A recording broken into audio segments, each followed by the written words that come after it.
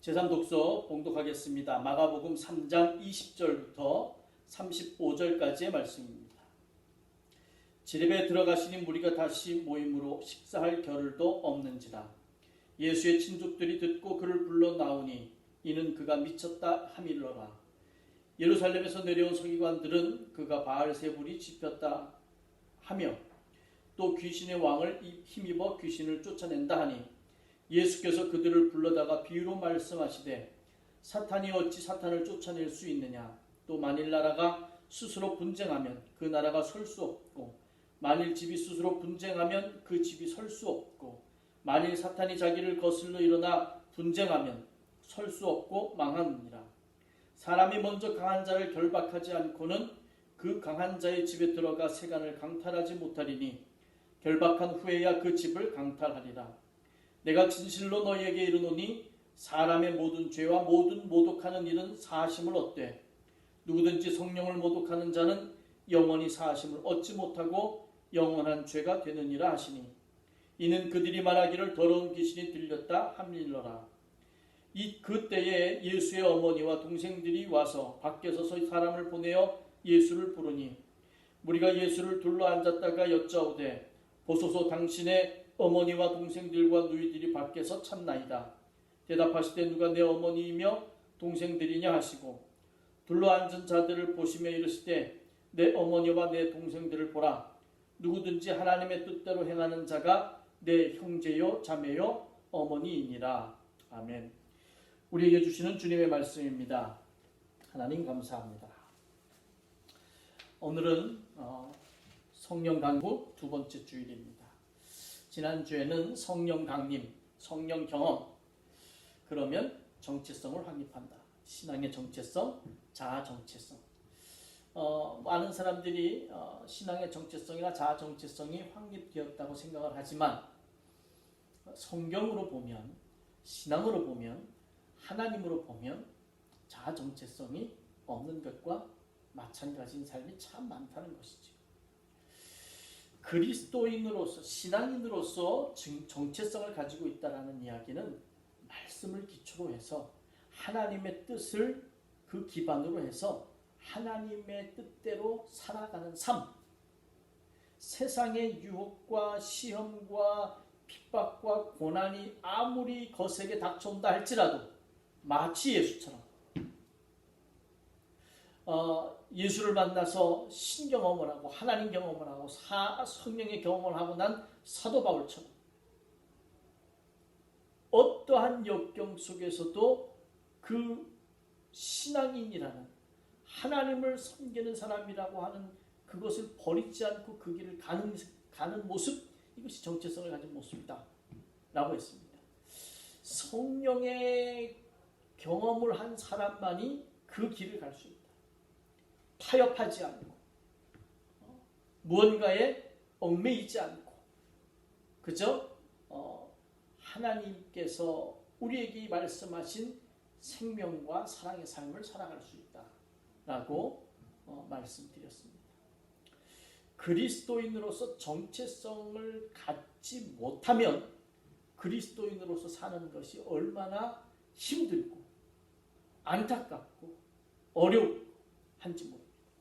여러분들이 성령 경험을 통해서 그리스도인으로서의 정체성을 확립하면서 정체성을 가지고 아무리 좁은 길이라 할지라도 생명의 길을 가시는 여러분들이 되시기를 바란다고 지난주에 말씀드렸습니다. 이번 주에는 성령을 경험하면 어떤 일이 일어날까? 성령이 어떤 것이냐? 뜨겁냐 차냐, 성령이 어떻게 내려오냐, 비둘기 같냐, 바람이냐, 이런 얘기보다도 더 중요한 것은 성령을 경험하면 어떻게 변화되느냐, 이게 더 중요한 것이죠. 성경을 통해서 우리는 그것을 확인해 봐야 하고, 그리고 내가 그 길을 가고 있는지를 늘 되새겨 봐야 합니다. 오늘 우리는 성령 경험, 즉시 곧게 본다, 똑바로 본다, 분명하게 본다, 그런 의미의 말로 즉시 한다 라는 그런 제목을 찾아보았습니다. 그냥 인간사를 한번 생각해 보면 수많은 사람들이 자신의 삶을 살면서 힘겨워하고 혼란스러워합니다. 문제가 닥치면 닥칠수록 많은 사람들이 더 힘겨워하고 더 혼란스러워하고, 그리고 많은 사람들이 잘못된 선택을, 어리석은 선택을, 혹은 어처구니 없는 선택을 할 때도 있습니다. 뭐 모두가 다 그렇다는 얘기는 아닙니다. 사람이 무슨 일을 닥치게 되면, 사람에게 무슨 일이 닥치게 되면 사람들은 문제의 본질을 직시하지 못할 때가 참 많이 있습니다. 여러 가지 이유가 있죠. 상황적인 이유가 있고, 감정적인 이유가 있고, 혹은 가지고 있는 가치관 때문에도 그렇기도 합니다. 우리 사회는 전통적으로 윤리가 유교에서 나와 있죠. 그 유교적 윤리로 인해서 살아가도록 만들어진 사회가 우리 한국 사회입니다. 그렇기 때문에 사실은 그 윤리에 따라서 행하다 보면 문제의 본질을 보기보다는 그 본질 넘어 전통적인 윤리를 가지고 생각하고 판단하고 행해 나갈 수 있게 만듭니다. 직시하지 못한다라는 이야기는 교회에서도 아주 많이 드러나고 있습니다. 그 반대말이 무슨 말이냐? 직시한다라는 말과의 반대말은 무슨 말이냐면 은혜롭게 넘어가자라는 이야기입니다. 그냥 다 좋은 게 좋은 거 아니냐? 은혜롭게 넘어가자. 그래서 한국교회는 그동안 참 은혜롭게 잘 넘어왔어요. 참 은혜롭게 잘 넘어왔는데 이제 이 시대에 와서 보니까, 지금 보니까 그렇게 은혜롭게 넘어온 것들 때문에 한국교회가 얼마나 부패하고 얼마나 무능하고 얼마나 나약한 존재가 되었는지 모릅니다. 아무것도 바꿀 수 없는 존재. 부정한 것이 있어도, 부패한 것이 있어도, 그래도 그것을 그저 부정하다, 부패하다라고 말조차도 못하는 그런 현실이 되어 버리고 말았습니다. 직시하지 못하게 만들었기 때문입니다. 만약에 개인적인 삶, 그리고 일반적으로 교회가 현실의 문제를 직시하고 자신을 직시하고 그리고 이 세상을 직시한다면, 그러면 훨씬 더 평안하고 교회는 교회다워지고 그리고 세상은 정의로 가득 차게 될 것입니다. 문제는 그러지 못한 데 있다는 것입니다. 오늘 말씀 마가복음 3장 20절부터 35절에 있는 말씀은 예수님이 이제 두루 다니시면서 병자들을 고치시고 그러다가 다시 이제 집으로 돌아오셨는데, 그 집으로 돌아오신 예수님 주변에 사람들이 또 몰려들어서 식사할 겨를 없이 말씀도 전하고 병도 고치고 하는 그런 장면으로 시작을 합니다. 그런데 예수님의 부모님, 형제들, 친족들이 예수님이 오셨다는 이야기를 듣고 예수님을 붙들러 오고 있습니다. 왜 그러냐면 예수가 미쳤다라고 주변에서 소문이 났고 가족들도 친족들도 그렇게 여기기 시작했기 때문입니다. 그렇게 예수님의 친족들도 오고 있는데 예루살렘에서 내려온 종교학자들인 서기관들이 예수님을 향해서 바알세불의 힘을 빌려다가 지금 저렇게 귀신도 쫓고 병자도 고치고 하고 있다. 귀신의 왕의 힘을 입어서 귀신을 쫓아낸다. 그런 이야기를 막 퍼뜨리고 있습니다. 예수님께서 그것을 알고 그 사람들이 이제 불러다가 비유로 이야기를 합니다. 그 비유로 이야기하면서 하시는 이야기 뭐 이렇게 저렇게 볼 수 있지만 예수님의 본 마음은 왜 너희들이 분명히 보지 못하느냐라는 이야기. 왜 너희들이 하나님이 행하시는 일을 분명히 보지 못하느냐? 어떻게 하나님이 행하시는 일을 가지고 귀신의 힘을 빌려서 귀신을 내쫓는다고 합니다. 강한 자의 집을 털려면 그 강한 자를 묶어놓고 그리고 나서야 그 집을 털 수 있는데 어떻게 너희는 귀신의 힘을 빌려서 귀신을 쫓아낸다고 하느냐? 저는 이 말씀을 쭉 묵상하면서 예수님이 원했던 것은 예수가 행하고 있는 살고 있는 삶을 똑바로 올바로 쳐다보지 못한 것에 대한 그런 예수님의 가르침과 분노였다. 이 이야기가 마치고 난 다음에 예수님의 형제들, 어머니와 형제들이 이제 오지요. 밖에 와서 기다리신다고 주변에 앉아있던 사람들이 얘기를 합니다. 그때 예수님이 뭐라고 그러는 거 아니? 누구든지 하나님의 뜻을 행하는 사람이 곧 내 형제요 자매요 어머니다.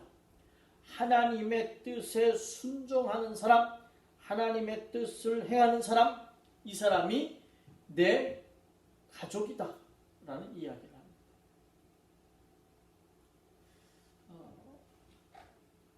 내 혈족이라고 할지라도 하나님의 뜻을, 하나님의 말씀을 순종하고 행하는 것을 보지 못한다면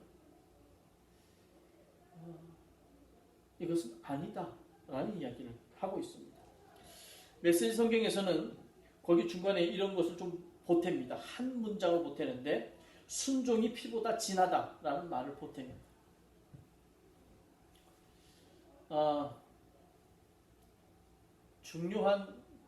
중요한 것은 올바로 보는 눈입니다. 새로 보는 눈입니다. 성령이 임하지 아니하면 직시할 수 없습니다. 똑바로 볼 수 없어요. 성령이 임하지 않으면 새로 볼 수가 없습니다. 성령을 경험하지 않으면 본질을 볼 수가 없게 됩니다. 창세기 3장 5절부터 8절부터 15절 말씀에 이제 선악과를 따먹고 난 다음에 하나님이 아담과 하와 그 사람과 이야기를 나누는, 그래서 아담과 하와에게 왜 그렇게 되었는지를 묻는 장면이 기록되어 있습니다. 이 말씀은 뭐 여러 각도에서 설명을 해 볼 수도 있겠지만 선악과를 먹었느냐 안 먹었느냐, 누가 먹게 했느냐 안 먹게 했느냐 이런 문제가 아니라 인간의 죄가 자신을 직시하지 못하는 것에서부터 시작되었다라는 이야기를 하고 있다 라는 생각을 해봅니다. 내가 먹었어요. 누가 주었든지 내가 먹었어요. 하나님, 내가 그 과일을 먹었습니다. 하나님께서는 분명히 먹지 말라고 한 그 과일을 내가 먹었습니다. 이것은 내 문제입니다.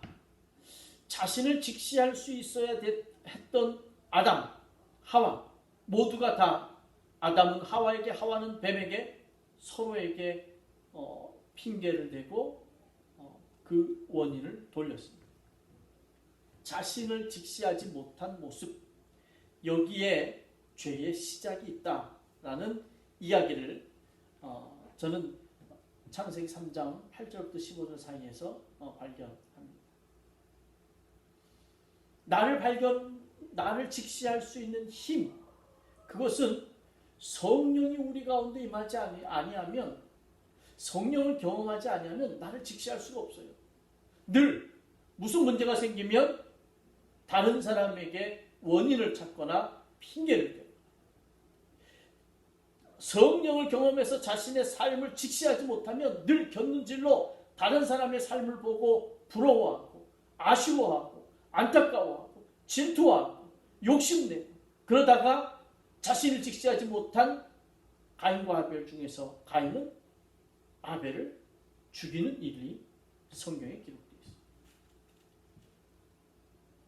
나를 볼 수 있는 힘, 나를 온전히 볼 수 있게 하는 그 능력, 그것은 성령을 경험할 때만이 나타나는 것이다 라는 말씀입니다. 고린도후서 4장 13절부터 5장 1절에는 진리를 직시하지 못한 모습, 진리를 직시한 사람의 모습, 이것을 설명해 주고 있어요.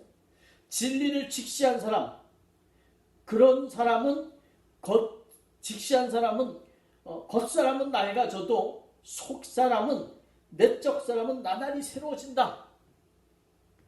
하나님의 말씀, 그 말씀에 의지해서 그 말씀대로 살아나가는 사람, 그 사람은 눈에 보이는 것에 목숨을 걸지 아니하고 본질을 봤기 때문에 그 본질에 집중해서 살아가고, 그 본질에 집중해서 살아가는 사람은 날마다 새로워지는 삶, 육신은 우리가 지금 살고 있는 이 세상을 바라보는 사람은 죽어 없어질 삶을 살지만 영원한 것을 바라보는 사람은 날마다 새로워지는 삶을 산다. 본질을 바라보는 사람은 전혀 다른 삶을 산다. 자유로운 삶을 살 수밖에 없다. 그 사람은 날마다 새로워져서 날마다 하나님 앞에 감사할 수밖에 없고, 날마다 하나님을 찬양할 수밖에 없고, 날마다 하나님의 말씀을 따라서 순종할 수밖에 없는 삶을 살게 된다.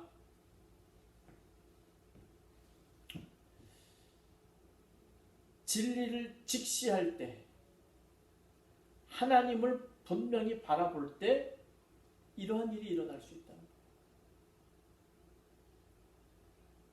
성령을 경험하면 자신을 분명하게 볼 수 있어요. 직시할 수 있어요. 나는 어떤 존재인가? 나는 무엇에 사로잡힌? 내가 가지고 있는 집착은 뭔가? 나는 어떻게 회피하는가? 나는 어떤 방어기제를 사용하면서 살아가는가? 직시할 수 있어요. 성령을 경험하면 현실을 직시할 수 있어요. 그저 은혜로 넘어가는 것이 아니다. 분명히 문제가 무엇이고 그 문제는 하나님의 뜻과는 반대되는 상이한 것이라면, 그러면 그 문제가 아무리 힘들고 어렵게 우리를 만든다 할지라도 그것을 변화시키는 힘을 가지고 살아나가는 것, 이게 성령을 경험한 사람이 직시하는 모습입니다. 여러분, 성령을 경험한 사람은 세상을 직시할 수 있어야 돼요. 아니, 누가 세상을 안 보나? 세상이 어떤지 우리 다 안다. 뉴스를 통해서도 알고 여러 가지를 통해서 우리가 매일 접촉하고 있는 것이 이 세상인데, 아니죠. 이 세상은 그렇게 만만한 세상이 아닙니다. 이 세상은 우리로 하여금 자신을 알지 못하게 만듭니다. 우리를 알지 못하게 만들고 세상을 이끌고 가는 힘을 알지 못하게 만들어요. 그리고 자신들이 원하는 대로 굴러가도록 우리를 이끌어가고 있습니다. 성령을 경험한 사람은 이 세상을 분명하게 바라볼 수 있습니다. 이 세상은 평화를 원치 않아요. 이 세상은 가난한 사람들을 돌보기를 원치 않아요. 이 세상은 기후가 어떻게 됐든지 상관없어요. 그저 소비하고 또 소비하고, 벌어들이고 또 벌어들이고, 아무리 빈부의 격차가 심해진다고 해도 그건 신경 쓰지 않습니다. 아무리 평등을 외친다고 해도 평등하기를 원치 않는 것이 이 세상의 모습입니다. 그걸 볼 수 있는 힘, 직시할 수 있는 힘, 이것은 성령을 경험할 때만이 올 수 있는 것이다. 왜 세상을 변화시키는 그리스도인이 적을까? 성령을 경험해서 성령의 충만함 속에서 세상을 보려고 하는 힘이 떨어지기 때문에, 직시하지 못하기 때문에. 무엇이 우리로 하여금 그렇게 살도록 만드는지, 무엇이 우리로 하여금 그렇게 생각하도록 만드는지를 전혀 알지 못하고 살아가기 때문에 세상을 변화시키는 그리스도인이 적고 이 세상은 점점 더 자본주의에, 세상의 권력에, 세상의 유혹에, 유행에 끌려가고 있습니다. 교회도 마찬가지예요. 교회도 점점 더 세상처럼 세속주의에 빠져서 그저 큰 교회면, 그저 재정이 많으면, 그저 부유하면 모든 것이 다 우선순위가 되어버린 그런 모습이 교회의 모습이죠. 왜? 성령의 임재를, 성령의 경험을 제대로 못했기 때문에, 직시하지 못했기 때문에, 생명과 사랑의 하나님이 원하시는 이 땅이 어떤 것인지를 알지 못하기 때문에, 성령을 경험하면 하나님이 원하시는 것은 생명이시고 하나님이 원하시는 것은 사랑이고 그것을 분명히 알고 직시할 수 있어요. 아, 이거 아니구나. 세상이 원하는 것이 다른 것이었구나. 알게 되죠. 깨닫게 되죠. 보게 되죠. 그러니까 그것을 변화시키기 위해서 나아가서 그 일들을 행할 수밖에 없는 겁니다. 고난의 그리스도인, 고난받는 예수처럼 고난의 그리스도인이 되어야 하는데, 편안한 그리스도인, 부유한 그리스도인, 즐기는 그리스도인, 행복한 그리스도인, 물론 고난받는 중에 우리가 느끼는 행복은 지금 얘기하는 행복과는 다른 행복이죠. 제가 얘기하는 행복은 세상적인 행복을 얘기합니다. 맛있는 거 먹고 편안한 것 가지고 재밌게 유쾌하게 세상 사람들이 보기에 부러워하는 삶을 사는 그런 행복, 그것은 아니라는 이야기죠. 여러분 기억해야 합니다. 우리는 세상에서 굉장히 많은 사람들보다 부유하게 살고 있어요. 너무 가난하고 어렵고 힘들게 사는 사람들이 세상에 너무 많다는 거죠. 볼 수 있어야 합니다. 직시해야 합니다. 왜 그런 사람들이 존재할까? 무엇이 문제여서 그 사람들이 굶고 있을까? 내 삶은 그들과 어떻게 연관되어 있을까? 이 모든 것들을 볼 수 있는 힘, 직시하는 힘, 성령을 경험할 때 이루어집니다.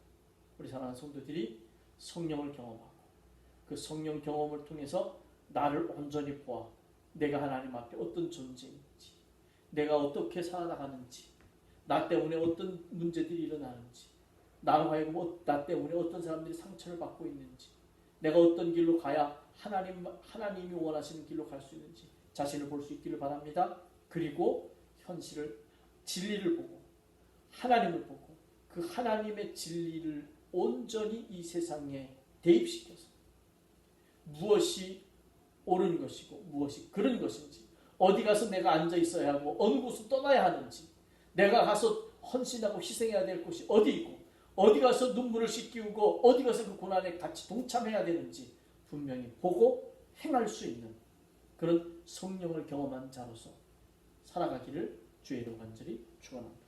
기도하겠습니다. 하나님 감사합니다. 성령 강림 후 두 번째 주일, 성령을 경험하며 하나님 나를 온전히 볼 수 있어야 합니다. 성령을 경험하면 하나님을 분명히 인식할 수 있어야 합니다. 그래서 날마다 새로워지는, 그래서 아버지 하나님 이 땅에 하나님께서 의인을 찾으실 때 그 의인이 내가 될 수 있어야 합니다. 우리가 될 수 있어야 합니다. 하나님 세상이 어떻게 굴러가는지 분명히 볼 수 있어야 합니다. 그 세상이 굴러가는 모습을 그리스도인들이 막아설 수 있어야 합니다. 돌이킬 수 있어야 합니다. 돌릴 수 있어야 합니다. 망해가는 것에, 썩어가는 것에, 불의한 것에 막아설 수 있어야 합니다. 그 힘은 성령을 경험하고 직시할 때만이 가능합니다. 아버지 하나님, 우리 성도들이 성령을 경험하고 직시하고, 그래서 아버지 하나님 세상에 변화를 일으켜 나가는, 나도 변하고 세상도 변하고 하나님으로 인해서 이 땅이 하나님 나라를 변화가는 그런 우리의 삶을 살아갈 수 있도록 성령으로 도우시고 인도하여 주시옵소서. 예수님의 이름으로 기도하옵나이다.